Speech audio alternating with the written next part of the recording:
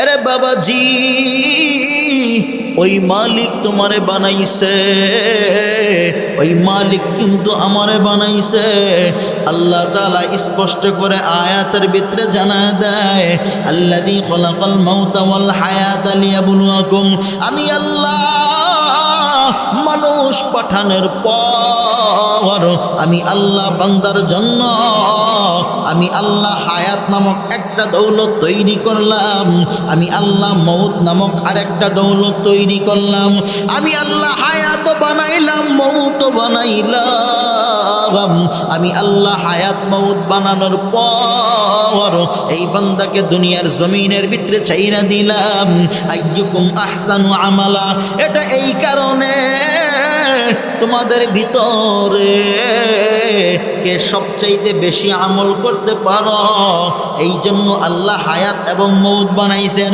যে সবচাইতে বেশি ভালো আমল করতে পারবে আল্লাহ তাআলা বলেন তাদেরকে আল্লাহ জান্নাতের উচ্চ মাকামে পৌঁছায়া দিবে। আল্লাহ তাআলা জানায় দেয়, ও বুকার বাইদের মানুষ, আমার আল্লাহ বলেন আমি আল্লাহর 99টা নাম আছে। আল্লাহর পয়গম্বর বলেন আমার 99টা নাম আছে।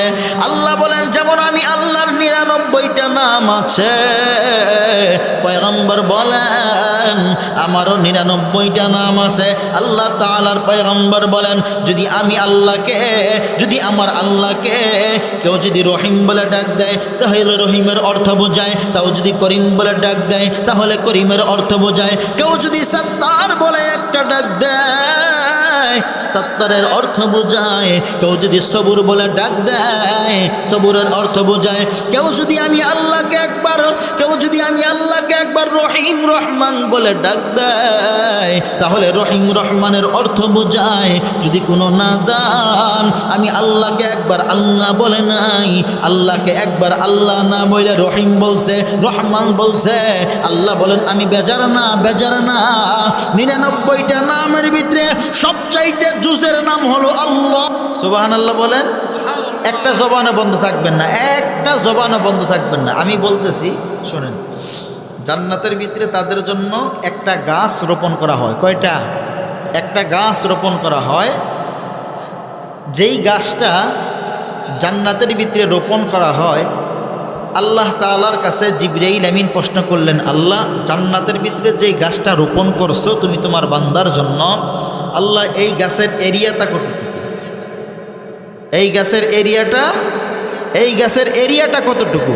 এবার আল্লাহর হাবিব সাল্লাল্লাহু আলাইহি সাল্লাম বলেন এই গাছের এরিয়া হলো এতটুকু। আল্লাহ তাআলা পয়গম্বরকে জানায় দিছেন, হর্স রান ফাস্ট, ঘোড়া খুব দ্রুত দৌড়াতে পারে। ঘোড়া যদি খুব দ্রুত দৌড়ায় তাহলে অনেক সময় লাগে। আল্লাহ তাআলা জিবরাইলকে বলেন, জিবরাইল তোমাকে আমি আল্লাহ 600 নূরের পাখা দিছি। 600 নূরের পাখা আমি তোমাকে দিছি। 600 নূরের পাখা একবারে মেলে একটা দৌড় দিবা। একবারে মেলে কয়টা দৌড় দিবা? একটা দৌড় দিবা। তুমি যায় দেখবা কোন জায়গায় যায়া এই গাছের যে আবরণটা, এই গাছ যে আমি আল্লাহ তার জন্য রোপণ করছি, এই গাছের যে চতুর্পাশে ডাল, এই ডালগুলা কোথায় যায় শেষ হয়েছে তুমি এটা দেখবা। জিবরাইল আমিন 600 ডানা মেলে একসাথে উড়াল দিছে। 500 বছর জিবরাইল আমিন দৌড়াইছে, জান্নাতের ভিতরে একটা সাদা খুঁটি পাইছে, তারপরেও গাছের ছায়া, গাছের একটা ডাল অতিক্রম করে শেষ করতে পারেনি। চিন্তা করছেন? একবার চিন্তা করছেন? এটা শেষ করতে পারে নাই জিবরাইল আমিন। জিবরাইল আমিন আসছে, আসার পর বলতেছে আল্লাহ 500 বছর দৌড়াইছে আমার 600 নূরের পাখা দিয়া, কিন্তু আমি 600 নূরের পাখা দিয়া দৌড়াইয়া একটা মাত্র খুঁটি পাইছি জান্নাতের ভিতরে, সাদা খুঁটি পাইছি একটা, তাছাড়া আমি আর কোনো খুঁটি পাই নাই। আল্লাহ ডালও আমি শেষ করতে পারি নাই। আল্লাহ এরকম আর কয়টা খুঁটি আছে? আল্লাহ বলেন, জিবরাইল 500 বছর দৌড়ে তুমি একটা খুঁটি পাইছো, আমি ওই বান্দার জন্য এমন একটা জান্নাত বানাইছি যেই জান্নাতের ভিতরে ওই রকম আরো 7টা খুঁটি আমি আল্লাহ তাআলা লাগায় রাখছি। জান্নাতের সীমানা কতটুকু বাজান? মধুপুরের এই যেটুকু হব না তাতে, মধুপুরের হবো তাতে ওই গাদা তুই কথা বলছ, আমার কথা বুঝতেছস? হ্যাঁ, তাহলে এই যে মধুপুরের এরিয়াটুকু ধরেন, মধুপুর টাঙ্গাইল জেলাটুকু 10 দুনিয়া না। তাও এখান থেকে শোনেন, এখান থেকে বাংলাদেশের শেষ বর্ডার যদি ধরতে দেন, এদিকে হালুয়াঘাট যদি ধরতে যান, খুব কম সর্বনিম্ন 300 কিলোমিটার হবে। হালুয়াঘাটের শেষ বর্ডারটা এখান থেকে 300-রও কম হবে। সুন্দরবনের শেষ বর্ডার ওইদিকে আপনার সোশালখালী যদি ধরতে যান, ওইদিকে সুন্দরবন পার হইয়া সোশালখালী, এখান থেকে আপনার 500-550 কিলোমিটার হবে। এখান থেকে যদি আপনি লালমনিরহাট ধরতে যান বা ভুরুঙ্গামারির ওইদিকে শেষ বর্ডারে যান, এখান থেকে আপনার প্রায় 7-7.5-8 ঘন্টার মতো সময় লাগে। সারা বাংলাদেশ সফর করি তো, বাহিরেও করি, আমার এগুলা সব মুখস্থ আর কি। তো পুরা বাংলাদেশের এরিয়া যদি এতটুকু হয়, 700 বা 800 কিলোমিটার হয়, তাহলে জিবরাইল আমিন 500 বছর দৌড়াইয়া জান্নাতের ভিতরে একটা সাদা খুঁটি পাইছে, আর একটা ডালও বিশ্বাস করতে পারে নাই। আল্লাহ বলেন, জিবরাইল তুমি তো মাত্র 500 বছর দৌড়াইছ, জান্নাতের ভিতরে এরকম আরো 7টা খুঁটি আমি আল্লাহ তাআলা দিছি। জিবরাইল তুমি হাজার হাজার বছর দৌড়াবা, তারপরে আমি যে বান্দার জন্য গাছটা রোপণ করছি, গাছের ছায়াও পার হতে পারবা না। এখন আসেন, আল্লাহ তাআলা কোরআন শরীফের ভিতরে স্পষ্ট করে জানাই দিছেন। কি জানাইছেন আল্লাহ তাআলা স্পষ্ট করে? এখন আসেন, আল্লাহ তাআলা বলেন, ইয়াতুফু আলাইহিম বিলদানুম মুখাল্লাদুন বিআকওয়াবিন ওয়া আবারিক ওয়া কাসিম মিন মাঈন। আল্লাহ তাআলা বলেন, জান্নাতের ভিতরে এই বান্দা যাওয়ার পরে তার চতুর্পাশ দিয়ে ঘোরাফেরা করবে চিরকিশোররা। কারা? চিরকিশোররা, যারা এখনো বালেগ হয়নি, যারা এখনো কি হয় নাই? বালেগ হয় নাই, যাদের কোনো গুনাহ নাই, চিরকিশোররা।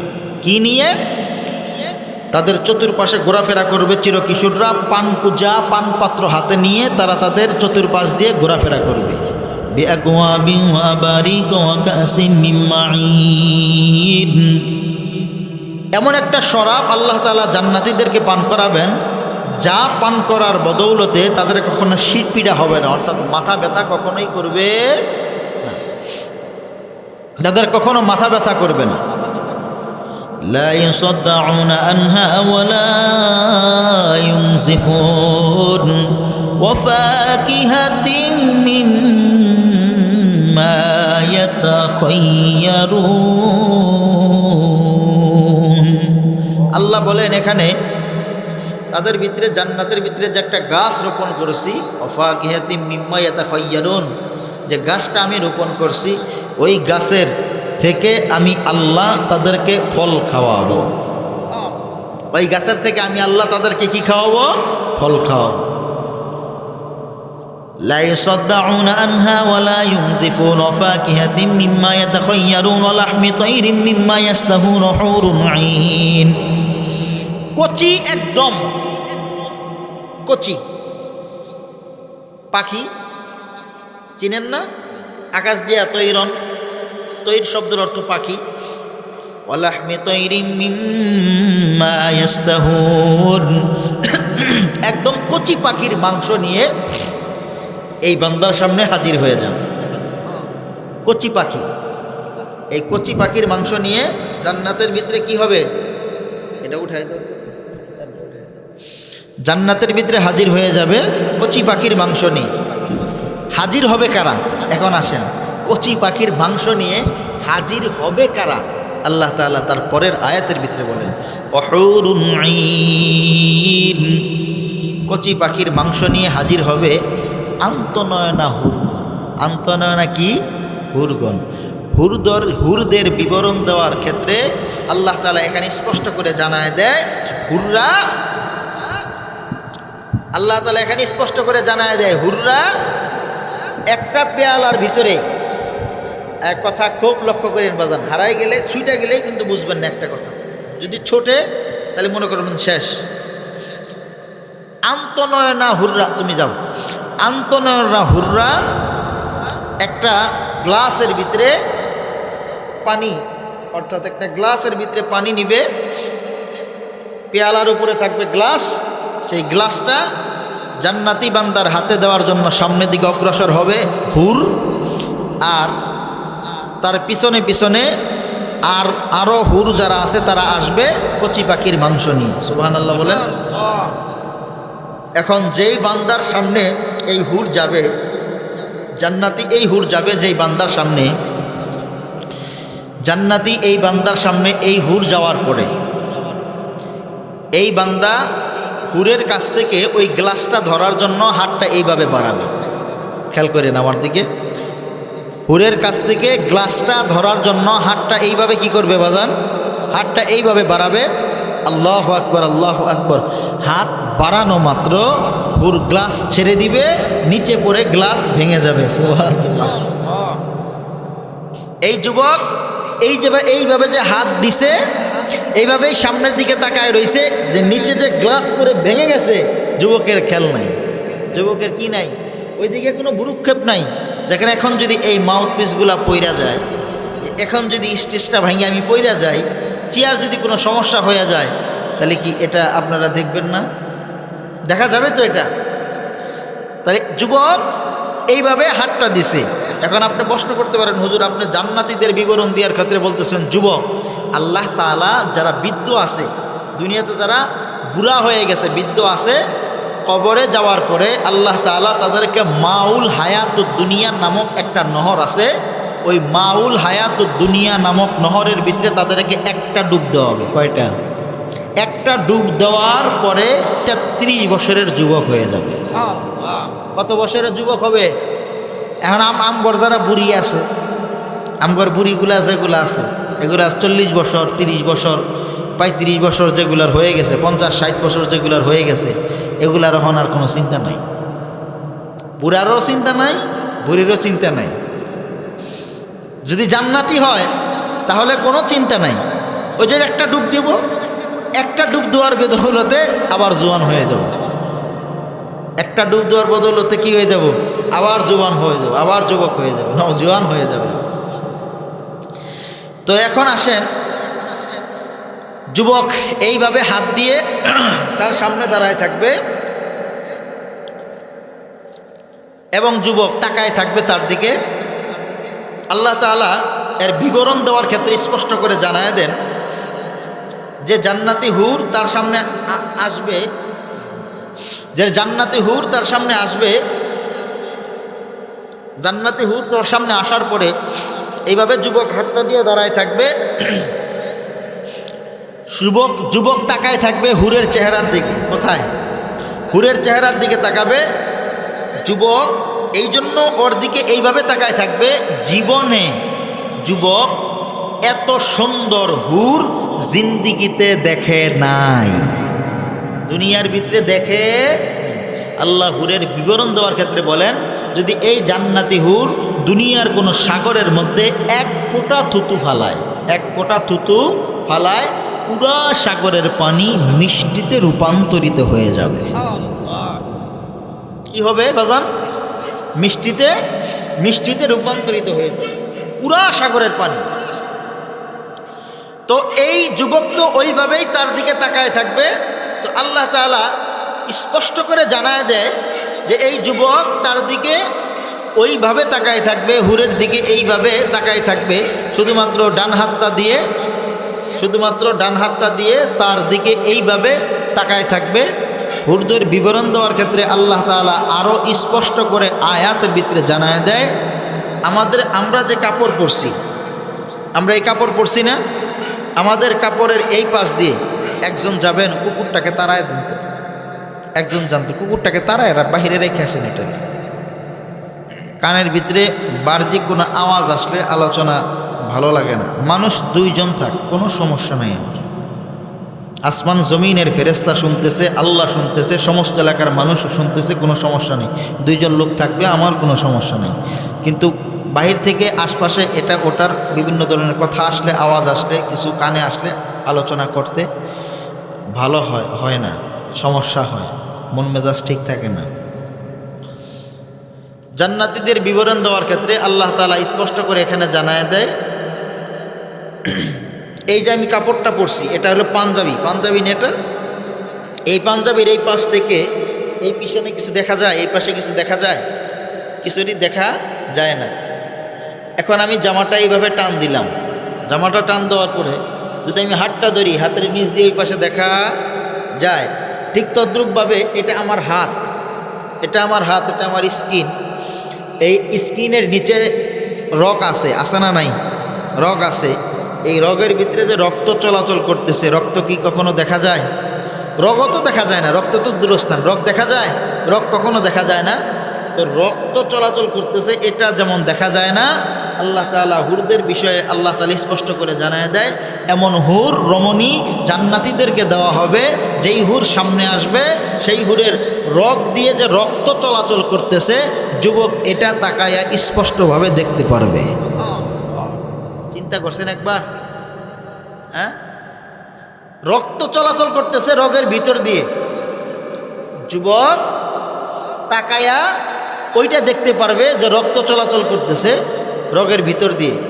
এত পাওয়ার আল্লাহ তাআলা যুবককে দান করবেন এবং হুরদের বিষয়ে এমন স্পষ্ট করে জানাই দিছেন। আন্তনয়নের মানে আয়নার সামনে যখন আমরা দাঁড়াই, আয়নার সামনে দাঁড়াইলে আয়নাতে কি নিজের দেখা যায় কি যায় না? দেখা যায় না? আয়নাতে যেমন নিজের দেখা যায়, ঠিক হুবহু ওইরকমভাবে আপনি দেখতে পারবেন যে রগের ভিতরে যে রক্ত চলাচল করে, এটা স্পষ্ট করে দেখতে পারবেন। তাহলে ওই জান্নাতে যাইতে চাই কি চাই না? কারা কারা জান্নাতে যাইতে চাই? হাতটা তুলে দেই। নারায়ে তাকবীর, আরো জোরে নারায়ে তাকবীর, নারায়ে তাকবীর। আল্লাহ তুমি আমাদের সবাইকে ক্ষমা করে দিও এবং সবাইকে ইখলাসের সাথে আল্লাহ কবুল করে নিও, সবাইকে জান্নাতে যাওয়ার তৌফিক দান করো, আমিন। ছোট্ট একটা কথা মনে হয়ে গেছে বলি। বাদশাহ হারুনুর রশিদ একদিন এইভাবে মন্ত্রীবর্গ নিয়ে, পরিষদ নিয়ে বসা, রাজ সিংহাসনে বসা। বাদশাহ হারুনুর রশিদ স্বর্ণ মণিমুক্তা সামনের দিকে ছিটাই দিছে। স্বর্ণ মণিমুক্তা কি করছে? সামনের দিকে ছিটাই দিছে। এবং বাদশাহ হারুনুর রশিদ বলতেছে, যে যেটা নিতে পারবা, তোমরা যে যেইটা নিতে পারবা সেটার মালিক তোমরা। মণিমুক্তা ছড়াই দিয়া রাজপ্রাসাদের সবাইকে বলতেছে, তোমরা যে যেটা নিবা সেটার মালিক তোমরা নিজে। তার একটা বান্দি ছিল, দাসী ছিল। দাসীটা তো কোনো জিনিস যায় নেয় না, মণিমুক্তা নেয় না বাজার। হারুনুর রশিদ বললেন, কি ব্যাপার, তুমি কেন মণিমুক্তাগুলা নেও না, হীরামানিক কেন নেও না তুমি? এবার দাসী বলতেছে, আমি তো অবশ্যই নিব। বাদশাহ হারুনুর রশিদের পিছন দিক থেকে যাইয়া আস্তে করে এইভাবে ওনার মুকুটের মধ্যে ধরছে। কোথায় ধরছে? মুকুটের মধ্যে ধরছে। এখন মুকুটের মধ্যে ধরার পরে বাদশাহ হারুনুর রশিদ বলতেছে, সবাই মণিমুক্তা সবাই নিয়ে চলে যাইতেছে, আর তুমি আমার মুকুটে ধরছে কেন? ওই মুকুটে ধরছি এই কারণে যে এই মুকুটটা যার আমিও তো তার হয়ে গেলাম। এই মুকুটটা যার আমিও তার হয়ে গেলাম। কারণ আপনি বলছেন যে যেটা নিতে পারবে সে সেটার মালিক। আমি মুকুট আলারে ধরছি, এখন আমার মালিক। বুঝতে পারছেন? আমি মুকুট আলারে ধরছি, এখন আমার মালিক কি? এখন আমার মালিক এইটা। বাদশাহ হারুনুর রশিদ বলতেছে, বুঝতে পারছি, তোর বুদ্ধির তীক্ষ্ণতা আমি বুঝতে পারছি। তো আমরা জান্নাত চাই না। জান্নাত কি? জান্নাত চাই না, চাই ওই যে উপরে যিনি আছেন, আরশে আজিমে যিনি আছেন, আমরা তারে চাই। মহান আল্লাহকে আমরা সবাই চাই। একবার আল্লাহ বলে ডাক দেন তো বাজান, যেরকম আল্লাহ। এ আওয়াজও হয় নাই, বোকার ভাইদের মান সম্মান যাবো গা, যেরকম আল্লাহ। আলোচনা শুরু এখান থেকে ইনশাআল্লাহ। শুধুমাত্র বোঝানোর ক্ষেত্রে এই কথাগুলা বললাম। এখন আসেন, আল্লাহ তাআলা স্পষ্ট করে তার কালামুল্লাহ শরীফের ভিতরে স্পষ্ট করে জানায় দেয়। আল্লাহ তাআলা বলেন, আল্লাযী খালাকাল মাউতা ওয়াল হায়াতা লিয়াবলুয়াকুম আইয়ুকুম আহসানু আমালা।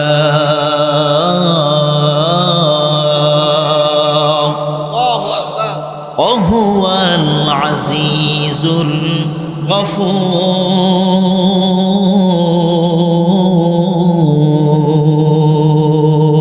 আল্লাহু আকবার। الذي خلق الموت والحياة ليبلوكم أيكم أحسن عملا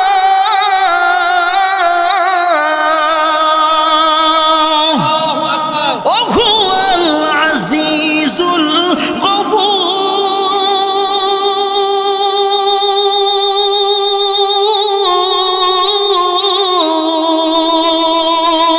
আল্লাহু আকবার। وعزكم کیوں پختہ خیلی نہ رہی برکہ طبعی نہ رہی شعلہ مقالی نہ رہی برکہ طبعی نہ رہی مقالی نہ رہی একবার জোরে বলা যাবে কি বাজান মারহাবা। হাওয়া। আমার বাইরা আমার বন্ধু বেশিক্ষণ লম্বা করা যাইবে না, খুব সংক্ষিপ্ত করব রে বাজান, মনে হয় আপনাদের কষ্ট হইতেছে। আরে বন্ধু অল্প কিছু সময় নিব, তারপরে আপনাদের মাঝ থেকে বিদায় হয়ে চলে যাব। আরে বাবাজি ওই মালিক তোমারে বানাইছে, ওই মালিক কিন্তু আমারে বানাইছে। আল্লাহ তাআলা স্পষ্ট করে আয়াতের ভিতরে জানায় দেয়, আল্লাযী খলাকাল মাউতা ওয়াল হায়াতা লিয়াবলুয়াকুম, আমি আল্লাহ মানুষ পাঠানোর পর আমি আল্লাহ বান্দার জন্য আমি আল্লাহ হায়াত নামক একটা দৌলত তৈরি করলাম, আমি আল্লাহ মউত নামক আরেকটা দৌলত তৈরি করলাম। আমি আল্লাহ হায়াত বানাইলাম, মউত বানাইলাম। আমি আল্লাহ হায়াত মউত বানানোর পর এই বান্দাকে দুনিয়ার জমিনের ভিতরে ছাইরা দিলাম। আইয়ুকুম আহসানু আমালা, এটা এই কারণে তোমাদের ভিতরে কে সবচাইতে বেশি আমল করতে পারো, এই জন্য আল্লাহ হায়াত এবং মউত বানাইছেন। যে সবচাইতে বেশি ভালো আমল করতে পারবে আল্লাহ তাআলা বলেন তাদেরকে আল্লাহ জান্নাতের উচ্চ মাকামে পৌঁছায়া দিবে। আল্লাহ তাআলা জানায় দেয়, ও বুকার বাইদের মানুষ, আমার আল্লাহ বলেন আমি আল্লাহর 99টা নাম আছে। আল্লাহর পয়গম্বর বলেন আমার 99টা নাম আছে। আল্লাহ বলেন যেমন আমি আল্লাহর 99টা নাম আছে, পয়গম্বর বলেন আমারও 99টা নাম আছে। আল্লাহ তাআলার পয়গম্বর বলেন যদি আমি আল্লাহকে, যদি আমার আল্লাহকে কেউ যদি রহিম বলে ডাক দেয় তাহলে রহিমের অর্থ বোঝায়, তাও যদি করিম বলে ডাক দেয় তাহলে করিমের অর্থ বোঝায়। কেউ যদি সত্তার বলে একটা ডাক দেয় সত্তারের অর্থ বোঝায়, কেউ যদি সবুর বলে ডাক দেয় সবুরের অর্থ বোঝায়। কেউ যদি আমি আল্লাহকে একবার, কেউ যদি আমি আল্লাহকে একবার রহিম রহমান বলে ডাক দেয় তাহলে রহিম রহমানের অর্থ বোঝায়। যদি কোনো নাদান আমি আল্লাহকে একবার আল্লাহ বলে নাই, আল্লাহকে একবার আল্লাহ না বলে রহিম বলছে রহমান বলছে, আল্লাহ বলেন আমি বেজার না, বেজার না। 99টা নামের ভিতরে সবচাইতে জুজের নাম হলো আল্লাহ। কোন বান্দা যদি আমি আল্লাহকে একবার আল্লাহ বইলা ডাক দেয়, 99টা নামে আমি আমি আমি আল্লাহকে জপলে যেই রকম সওয়াব হয়, আমি একবার আল্লাহকে একবার আল্লাহ কইয়া ডাকলে বান্দার আমল নামায় তার গুণ সওয়াব আমি আল্লাহ দান করে দেয়। তাহলে সবচাইতে খাস নাম হলো আল্লাহ। ওই মালিক তোমারে বানাইছে ও মাগুমা, ওই মালিক কিন্তু তোমারে বানাইছে। একটা দিন এক সময় আল্লাহ কিন্তু হায়াত মউত সৃষ্টি কইরা আমারে তোমার দুনিয়ার ভিতরে পাঠাইছে। আরে বন্ধু এই কারণে দুনিয়ার ভিতরে কে আমল ভালো করতে পারো, কে জান্নাতে যাইতে পারো, কে আল্লাহর দরজা আল্লাহর তাওয়াক্কুল লাভ করতে পারো, পয়গম্বরের সুন্নত মুআফিক চলতে পারো, আল্লাহর পয়গম্বর বলেন আমি রসুল তাদের জন্য সুপারিশ করব যারা আমি রসুলকে সবচাইতে বেশি ভালোবাসবে। কুল ইন কুনতুম তুহিব্বুনাল্লাহ ফাত্তাবিউনি ইউহিব্বুকুমুল্লাহ, যারা আমি রসুলকে সবচাইতে বেশি মুহাব্বত করবে, যারা আমি রসুলকে সবচাইতে বেশি ভালোবাসবে, আল্লাহর আইন মুআফিক চলবে, আমি পয়গম্বর বলে দিলাম তাদেরকে জান্নাতে নিয়া আমি পয়গম্বর ঢুকে যাব। আল্লাহর পয়গম্বর যদি এটা আমাদের জন্য একটা মেসেজ পৌঁছায় দেয়, এ বুকার বাইতের মানুষ আপনারা জানলে অবাক হয়ে যাবেন। প্রশ্ন করব আপনাদেরকে, জবাব দিবেন আপনারা। আপনারা বলুন আসমানের মালিককে, এই জমিনের মালিককে, আপনারে আমারে বানাইল কে? আলিমুল গায়বি ওয়াশ শাহাদাতি হুয়ার রহমানুর রহিম।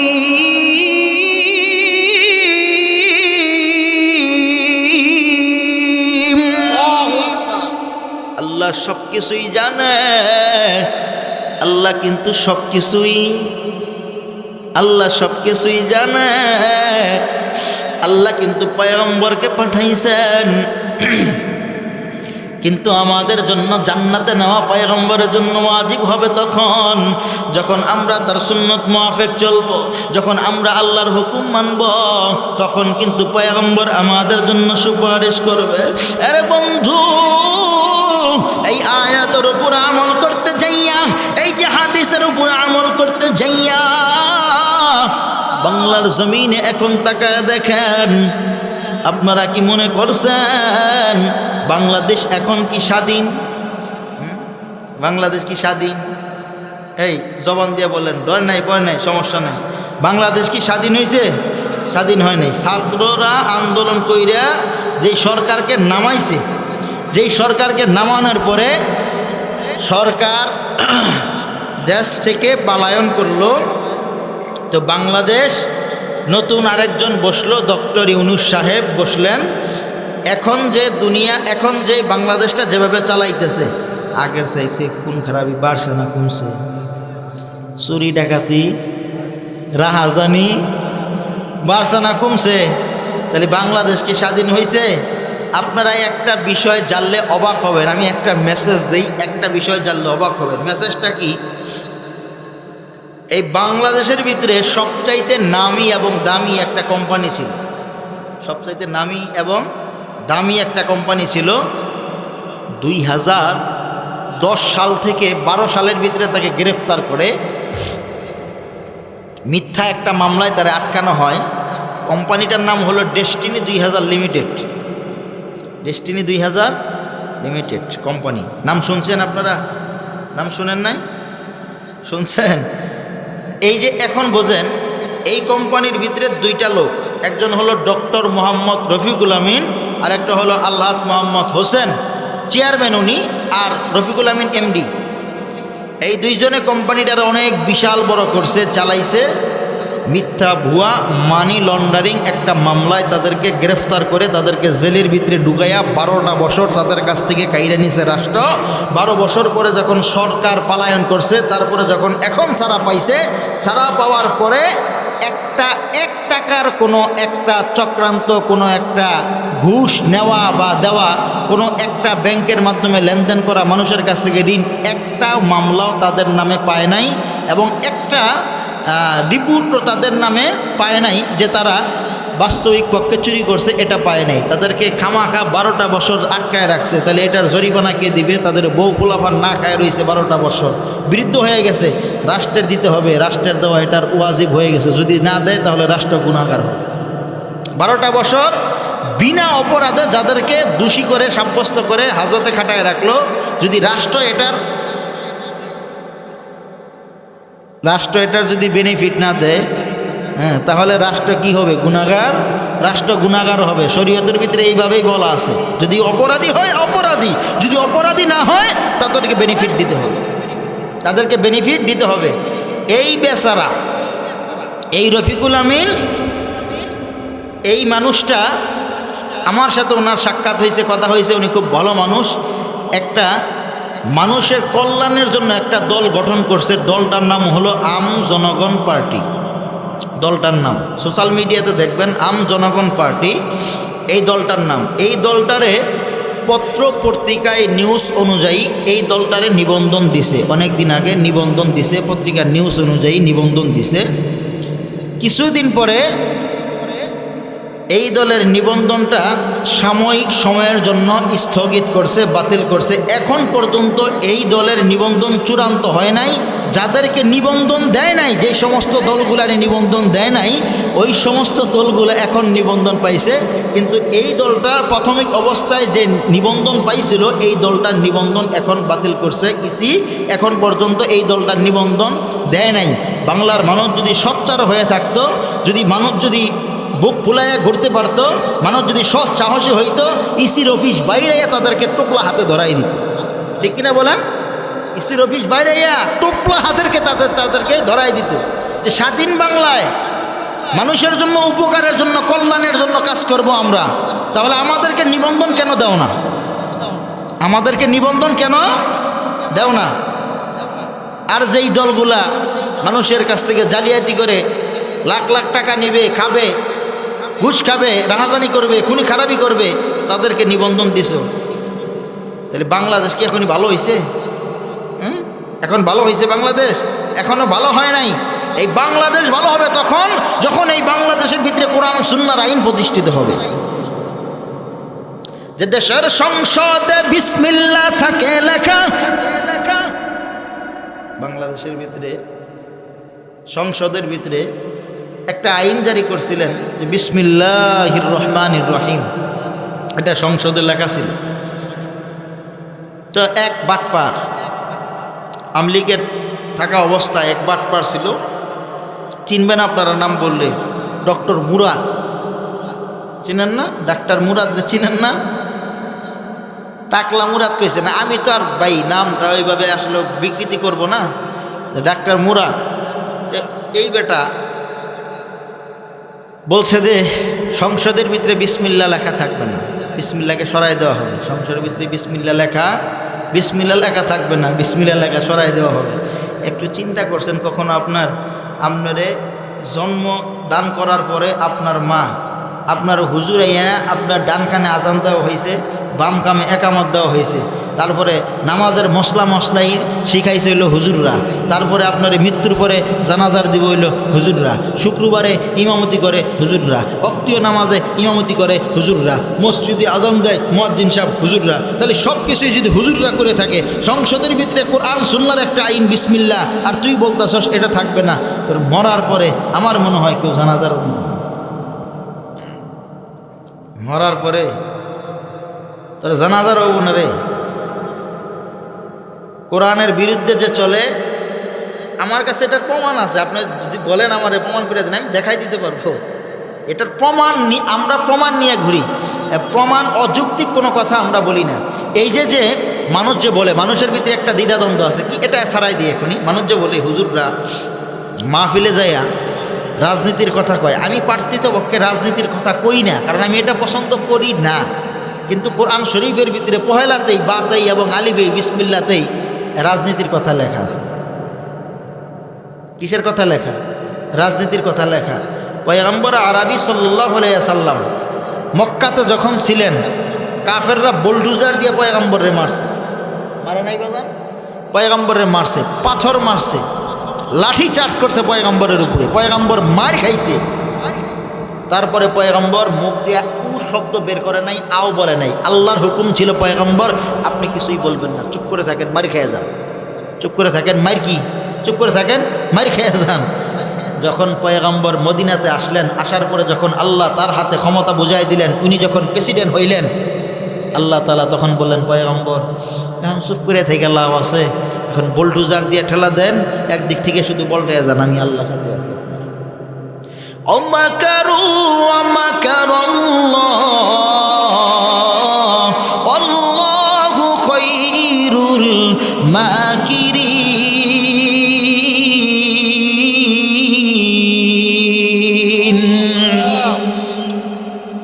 আমার ভাইরা আমার বন্ধুগণ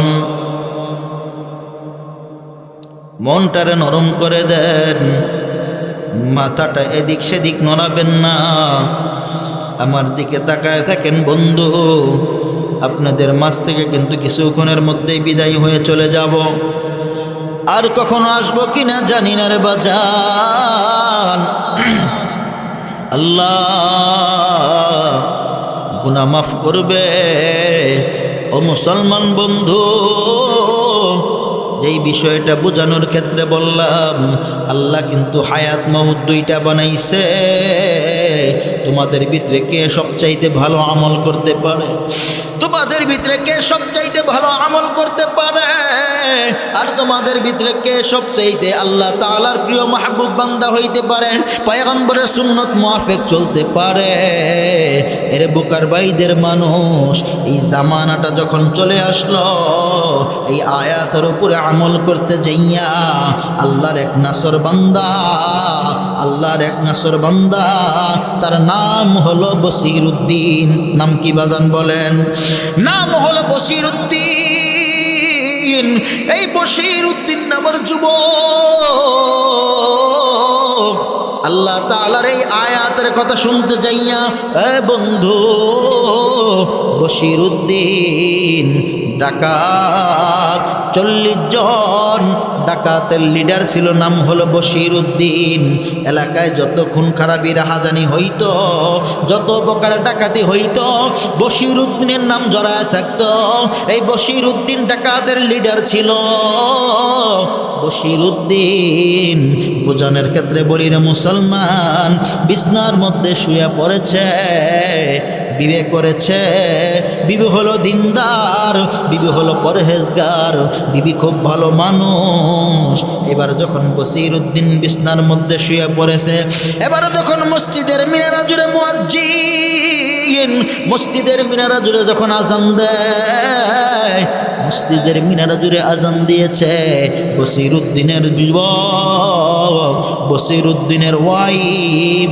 তার বিবি ডাক ডাকয় স্বামী ঘুম থেকে ওঠেন ঘুম থেকে নামাজ উত্তম ঘুম থেকে নামাজ উত্তম বিবি ডাক ডাকয় ঘুম থেকে ওঠেন ঘুম থেকে নামাজ উত্তম বসির ঘুম থেকে উঠা চোখটা এইভাবে কসলাইছে চোখটা এইভাবে কসলাইয়া বলতেছে ডাকছো কি জন্য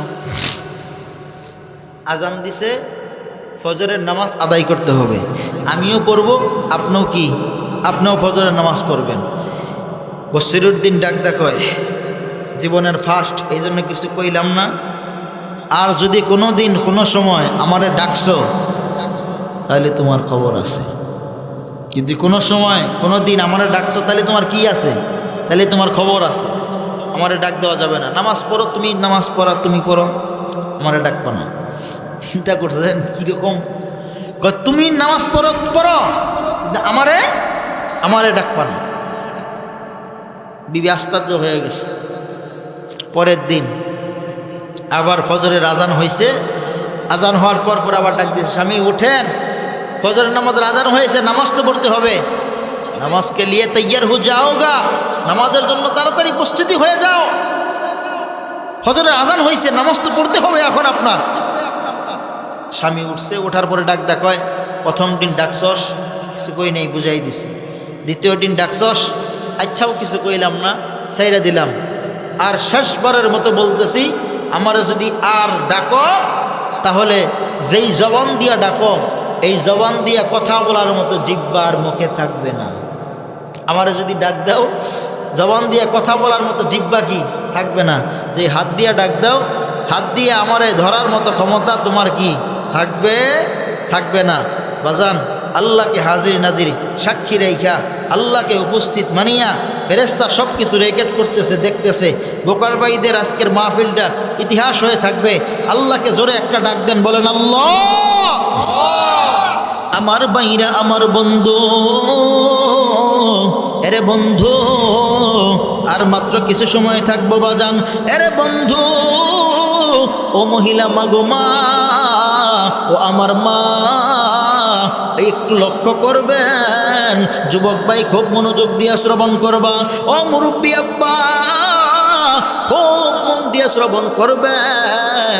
এবার যখন বশিরউদ্দিনের বিবি আবার যখন 3 নম্বরে দিন ডাকছে, মসজিদের মিনারা জুড়ে যখন আজান হইল, আল্লাহু আকবার আল্লাহু আকবার, মসজিদের মিনারা জুড়ে আজান হয়, বশিরউদ্দিনের বিবি মাথার মধ্যে ধরিয়া এইভাবে ডাকতে কয়, স্বামী তাড়াতাড়ি ওঠেন, ফজরের নামাজের আজান হয়ে গেছে। সুবহ की नमाज काज़ा नहीं करता हो, नमाज के लिए तैयार हो जाओ। সকালের নামাজ কাজা করা যাইবে না, তাড়াতাড়ি ওঠেন। নামাজের ভিতরে অবশ্যই বরকত দিবেন আমার আল্লাহ, নামাজের ভিতরে খায়ের বরকত দান করবেন আল্লাহ।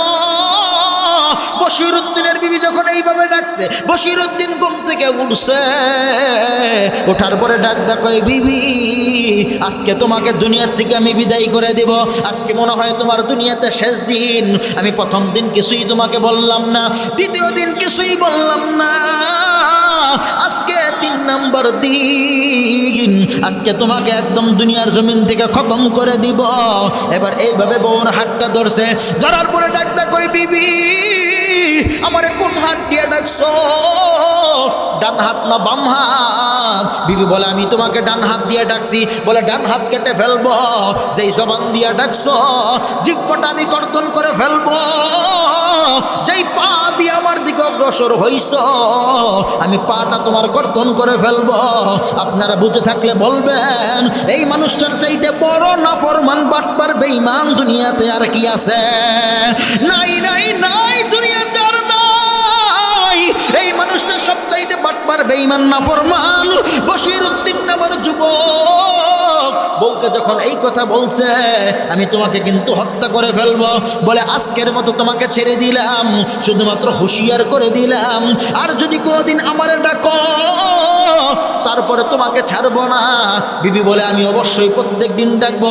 এবার বশির হাতের মধ্যে শমশির নিছে, তরবার নিছে, তরবারে নিয়ে ডান হাতটা ধরছে, ধরার পর যখন কুপড়া দিবে, বাহির থেকে ঠক ঠক ঠক ঠক দরজার ভিতরে আওয়াজ হয়, আর ডাক কই, লিডার দরজা খোলেন, আমরা আসছি। দরজা খোলা হলো, খোলার পরে তাকায় দেখে 40 জন যুবক বাহিরে দাঁড়ানো। কি ব্যাপার, তোমরা কেন আসছো?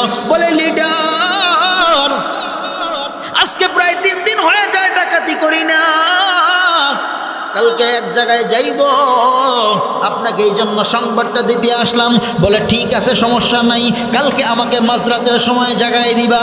পরের দিন আবার যখন মাঝরাত হয়ে গেল, 12টার অবধি পার হয়ে যায়, বশিরউদ্দিন বিছনার মধ্যে এইভাবে বসে রয়েছে। দরজার মধ্যে যখন আওয়াজ দেয়, এবার বশিরউদ্দিন ডাকতে কয়, আসছো, আমি এবার বের হয়ে যাব। বশিরউদ্দিন যুদ্ধের পোশাক গায়ে জড়াইছে, শমশির নিছে। এবার যখন বাহিরের দিকে হাঁটি হাঁটি পা পা করে যাইতেছে, বিবি ঘরের থেকে আইসা এবার পায়ের মধ্যে জড়ায় ধরে কয়, স্বামী পাটা জড়ায় ধরলাম, আল্লাহর রাস্তে ক্ষমা করেন, আপনি বাহিরে যাবেন না, আপনাকে গেলে কিন্তু হত্যা করে ফেলবে, আপনি বাহিরে যাবেন না, আপনি যদি মারা যান এই দুনিয়ায় আমার কেউ নাই, আমার মা নাই, আমার বাপ নাই, এই দুনিয়ায় আমার আপনার স্বামী ছাড়া আমার কেউ নাই। ও মা গো মা, দুনিয়াতে কেউ আপন না। আমার ওয়াইফ মোবাইল করে আজকে আমার কয়, এই দুনিয়াতে ভাবছিলাম মা আপন, এখন মা আপন না, ভাবছিলাম বাবা আপন, এখন আমার বাবা আপন না, কেউ আপন না, আপন হলেন একমাত্র আপনি, আর হলো আমার আল্লাহ। এর যুবক বশিরউদ্দিনের বিবি ডাক কয়, এই দুনিয়াতে আমার আপন কেউ নাই, আপন হলো একমাত্র আপনি আর আমার আল্লাহ। আপনি যদি দুনিয়ার জমিন থেকে চলে যান, আমি কারে নিয়ে থাকব, আমি কারে নিয়ে বাঁচব, আমি কি খাইব, আমি কিছুই বুঝতে পারি না। এবার বসির ডাকতে কয় পাটা ছেড়ে দে, আমাকে বের হইতে দাও, আমার পাটা ছেড়ে দাও। এবার পাটা ছাড়া হলো। পা ছাড়ার পরে যখন বসির উদ্দিন ঘর থেকে বের হয়েছে, এরে বন্ধু বসির উদ্দিন ঘর থেকে বের হওয়ার পর এবার যখন ডাকাতি করার জন্য আরেকটা এলাকার ভিতরে প্রবেশ করেছে, দিলটা লাগায় শুনবেন, আরেকটা এলাকার ভিতরে প্রবেশ করার পর এইবার যখন বসির উদ্দিন বলতেছে তাড়াতাড়ি আসো, একটু পরেই কিন্তু সুবহ সাদিক হয়ে যাবে, ফজরের আজান হয়ে যাবে, তাড়াতাড়ি পাটা চালায় আসো। ঘন জঙ্গল, জঙ্গলের ভিতরে বসির উদ্দিন হাঁটে, মিটি মিটি চাঁদের আলো, অতীব গভীর হয় রজনী যখন, নীরবে প্রভুর নাম জপিও তখন, ঠিক কিনা? অতীব গভীর হয় রজনী যখন, নীরবে প্রভুর নাম জপিও তখন। খারাপ লাগতেছে মনে হয়? আরে বন্ধু বসির উদ্দিন জঙ্গলের রাস্তা দিয়ে হাঁটে, শুধুমাত্র আল্লাহু আকবার বলেন, একবার বলেন আল্লাহু আকবার। বশির উদ্দিন কানের ভিতরে আওয়াজ পায়, কে যেন সূরা তেলাওয়াত করতেছে। মারহাবা, কে যেন সূরা তেলাওয়াত করে। বশির উদ্দিন ডাকটা কই, কি ব্যাপার? এই ঘন জঙ্গলে কোনো মানুষ নাই, কিন্তু কোরআনের আওয়াজ কোথা থেকে আসে? এই কোরআনের আওয়াজ কোথা থেকে আসলো? আমাকে তো একদম মুগ্ধ করে ফেলাইলো। এত সুন্দর সুর জীবনে আমি বশির শুনি নাই, এত সুন্দর আওয়াজ আমি জীবনে শুনি নাই। এই সুর কোথা থেকে আসলো? বলো বলো, কে এইভাবে তেলাওয়াত করতেছে? বলো গো, কে আওয়াজ দাও? আশপাশে কোনো মানুষ কথা কয় না, আশপাশে কোনো মানুষ কথা বলে না। আরে বন্ধু বশির উদ্দিন সামনে যখন তাকাইলেন, সামনে তাকায় দেখে চাঁদের আলো কিছুটা পড়েছে। চাঁদের আলো কিছুটা পড়ার কারণে অল্প কিছু যখন সামনে, অল্প কিছু যখন ফর্সা হয়েছে, যখন দেখা যায় ছোট্ট একটা বাচ্চা 7 বছরের বালক কুরআন শরীফ হাতের উপরে রাখিয়া ওই মাওলার কালাম আর রহমান সূরা সুন্দর করে তেলাওয়াত করে। সূরা রহমান যখন তেলাওয়াত করলো, এবার বশির উদ্দিন শুনতেছে, রহমান আল্লামাল কুরআন খলাকাল ইনসান আল্লামাহুল বায়ান।